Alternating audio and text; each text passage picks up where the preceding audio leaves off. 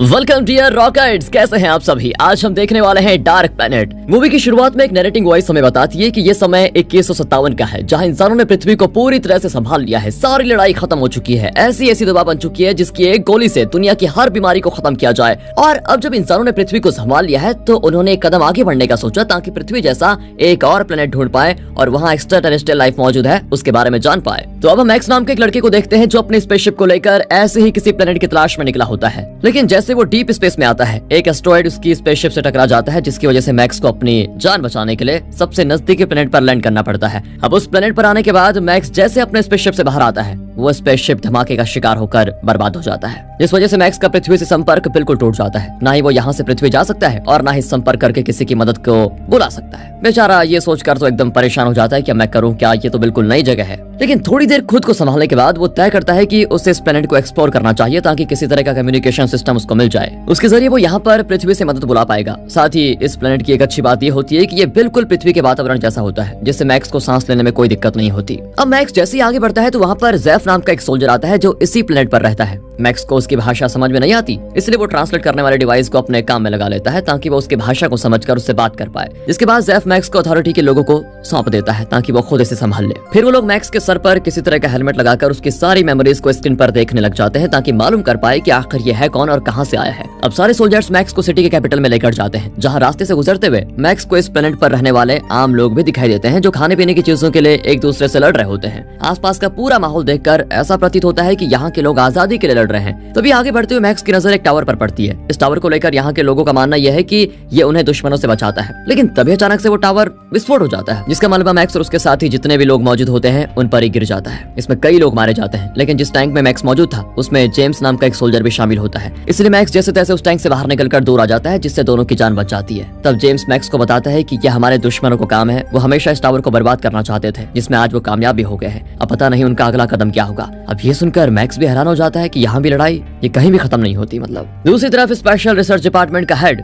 जिसका नाम नॉमेड है, वो अपने एक साथी फ्रैंक से कहता है कि मैक्स जहाँ भी है उसे तुरंत ढूंढ कर मेरे पास लेकर आओ, मुझे शक है कि वो जासूस हो सकता है। इस पर फिर फ्रैंक मान जाता है और वहाँ से मैक्स को ढूंढने के लिए निकल पड़ता है। तो वहीं हम डेविड नाम के एक आदमी को भी देखते हैं, वो भी अपने साथी से मैक्स के बारे में जितना हो सके उतनी जानकारी निकालने के लिए कहता है। इधर फ्रैंक जैसे मैक्स को नॉमेड के पास लेकर जा रहा होता है, तभी उसको सीजर अटैक आता है और इसकी वजह से उसकी गाड़ी दुर्घटनाग्रस्त हो जाती है। फिर इस घटना के बाद वहाँ लोगों की भीड़ जमा हो जाती है और इस मौके का फायदा उठाकर मैक्स वहाँ से तुरंत भाग निकलता है और पूरी सिटी को एक्सप्लोर करना शुरू कर देता है। वहाँ से मैक्स एक क्लब में जाता है जहाँ उसकी मुलाकात राडा नाम की एक लड़की से होती है, जो कि असल में जेम्स की बहन है। वो दोनों आपस में बात करने लग जाते हैं, जहाँ मैक्स उसे अपने बारे में बताता है। लेकिन तब उसकी बहस वहीं पर बैठे दूसरे आदमी से हो जाती है। वो आदमी अभी तो मैक्स को कुछ नहीं करता, लेकिन जब मैक्स राडा के साथ क्लब से बाहर आता है तो वहाँ वो अपने गुंडों को लेकर आ जाता है, जो मैक्स को मारने के इरादे से वहाँ पर आए थे। लेकिन मैक्स बड़ी आराम से उन सभी को मार गिराता है, जिसकी बहादुरी देखकर राडा उसे अपने घर लेकर आ जाती है और तब वहाँ पर जेम्स भी आ जाता है। अब मैक्स उनसे इस प्लैनेट के बारे में पूछता है, जिस पर वो दोनों बताते हैं कि हमें इस प्लैनेट के अलावा दूसरे किसी भी जगह की जानकारी निकालना अलाउड नहीं है,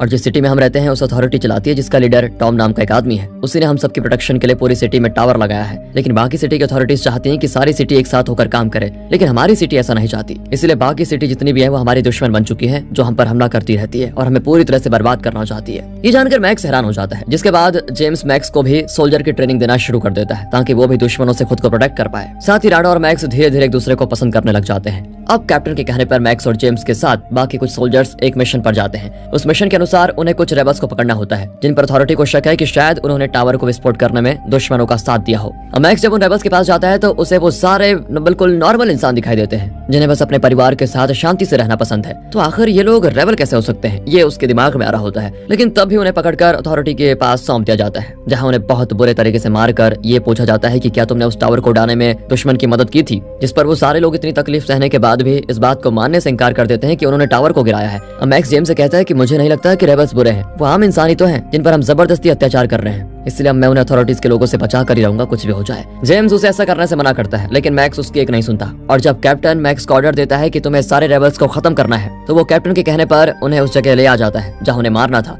लेकिन वहां आने के बाद वो चुपके से उन सभी रेबल्स को जंगल के रास्ते भगा भी देता है। और इस बारे में जब कैप्टन को पता चलता है तो वो गुस्से से आग बबूला हो जाता है। तो मैक्स उससे कहता है कि ये सारे रेबल्स नहीं बल्कि निर्दोष इंसान है जिन पर अत्याचार किया जा रहा है, इसलिए मैं उन्हें नहीं मार सकता। और तब ये सुनते ही कैप्टन मैक्स को शूट कर देता है, जिस चीज को देखकर जेम्स भी घबरा जाता है और उसकी मदद करने की कोशिश कोशिश करता है, लेकिन कैप्टन जबरदस्ती उसको वहां से लेकर जाता है। अब कुछ समय के बाद मैक्स की आंख रेबल्स के बेस पर खुलती है, जिन्होंने मैक्स को बचाकर उसका इलाज किया होता है। वो सारे लोग मैक्स को अथॉरिटी की सच्चाई बताते हैं कि अथॉरिटी के सारे लोगों ने पूरे शहर के लोगों को अपने कंट्रोल में ले रखा है, और तुमने जिस टावर को देखा था वही टावर जो सिटी के लोगों को दुश्मनों से बचाता है, वो असल में हमें दुश्मनों से बचाता नहीं, बल्कि ऐसी रेडिएशन छोड़ता है जिससे सारे लोग रेडिएशन के कंट्रोल में आ जाते हैं। और एक बार कोई इंसान रेडिएशन के कंट्रोल में आ जाए तो वो वही बात सुनेगा, कहेगा और करेगा जो अथॉरिटी उससे कहेगी करने को। वो इंसान अथॉरिटी की कठपुतली बन जाता है। लेकिन हाँ, कुछ ऐसे लोग भी मौजूद हैं जिन पर रेडिएशन का कोई असर नहीं होता, और जब भी रेडिएशन की वेव उस इंसान के साथ से गुजरती है उसे सिर्फ सीजर अटैक आ जाता है। और इसी अटैक की वजह से अथॉरिटी को मालूम पड़ जाता है कि इन लोगों पर रेडिएशन का असर नहीं हो रहा, इसलिए वो ऐसे लोगों को रेबल बताकर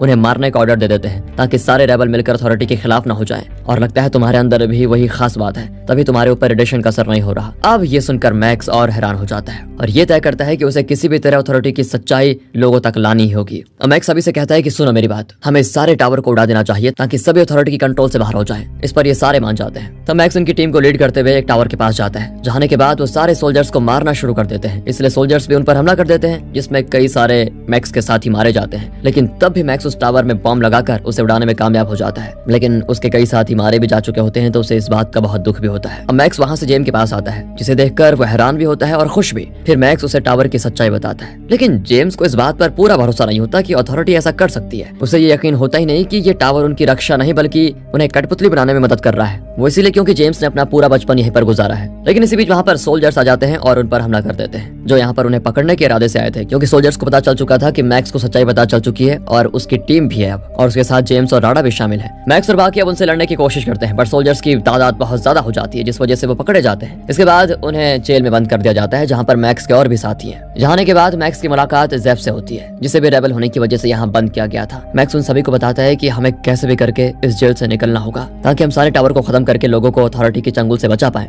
जिस पर वो सारे लोग मान जाते हैं। इसके बाद नॉर्मा डेविड के पास आकर कहता है, मैंने सुना है तुम किसी मैक्स नाम के इंसान की तलाश में हो, अगर वो तुम्हारे पास है तो उसे मुझे सौंप दो, मैं उसके बारे में तुम्हारे बॉस टॉम को बताना चाहता हूँ। लेकिन डेविड कहता है कि मैं मैक्स को नहीं जानता। साथ ही डेविड को भी सीजर अटैक आ जाता है। इसका मतलब साफ है कि वो भी रेबल में से एक है, लेकिन सारे लोगों से उसने अपनी पहचान छुपा के रखी हुई है। दूसरी तरफ मैक्स जेफ और एक कैदी के साथ चुपके से जेल के बाहर आ जाता है और वहां से टावर को विस्फोट करने निकल जाता है। लेकिन थोड़ी दूर आने के बाद उन पर कुछ रोबोट्स हमला कर देते हैं, इसलिए वो सभी जल्दी से इधर उधर छुपने लग जाते हैं ताकि सारे रोबोट से बच पाए। वहीं डेविड को जब पता चलता है कि मैक्स की बॉडी भी रेबल की तरह है, जिस पर किसी रेडिएशन का कोई असर नहीं होता, तो वो अपने एक साथी को तुरंत आदेश देता है कि जाओ और मैक्स को कहीं से भी ढूंढ कर मेरे पास लेकर आओ, वो भी जीवित। पर याद रहे, इस बारे में किसी को कानो कान खबर नहीं होनी चाहिए, वरना मैं तुम्हें जिंदा नहीं छोड़ूंगा। और इस पर वो उसकी बात मान जाता है। इधर मैक्स जेफ और उस आदमी से कहता है कि क्या हो अगर हम अथॉरिटी के सेंटर को ही उड़ा दे, जहां से वो सारे टावर को कंट्रोल करते हैं, मतलब जहां से सारे टावर्स को पावर मिलती है। इससे होगा ही कि सारे टावर्स एक साथ बंद हो जाएंगे। लेकिन जेफ कहता है कि ऐसा पॉसिबल नहीं है, टावर को बहुत ही अलग तरह से डिजाइन किया गया है, जिसके बारे में कोई नहीं जानता कि वो ऑपरेट कैसे और कहां से होते हैं। अब ये सुनकर मैक्स फिर परेशान हो जाता है कि आखिर करे तो करे क्या करे।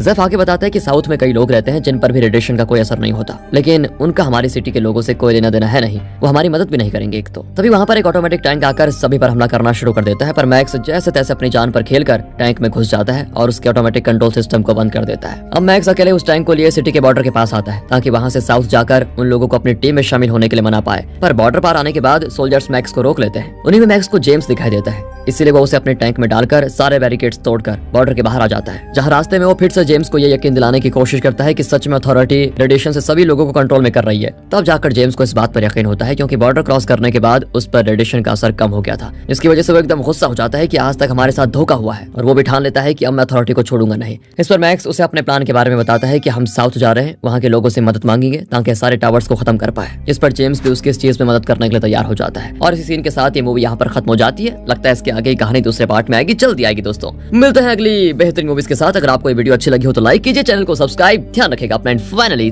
Thanks for watching.